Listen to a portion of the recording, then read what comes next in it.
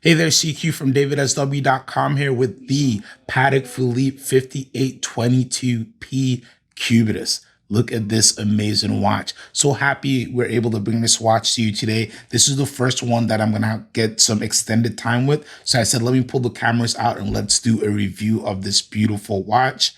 Look at this thing. I love it.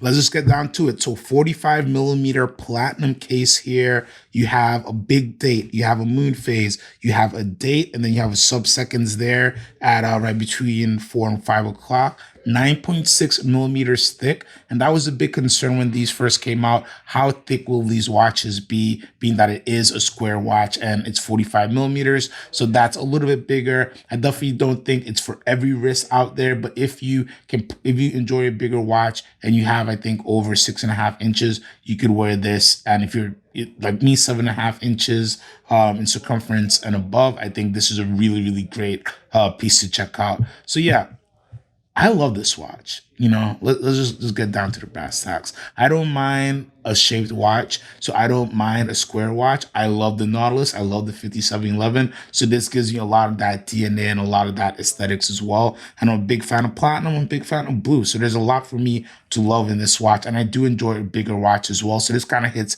a lot of nails on the head. And I think when you look at it, it is just a gorgeous watch. I love a good big date as well. And the fact that it's instantaneous is awesome. I think a lot of people don't know how hard it is to make a big date and how hard it is to make it instantaneous as well. Let's just look at the overall architecture of the case. Definitely giving you, again, a lot of Nautilus DNA, but in a squared format, which I love. You got a lot of nice hard angles where you'd have found a little bit more smooth curves on a Nautilus.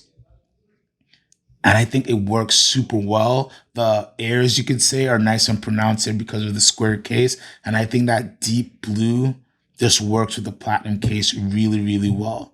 Just really amazing watch. And I'll flip it over and give you a little bit of a look at that rotor. Just covering up the serial number. But I love a good micro rotor. Yeah, this is a gorgeous piece.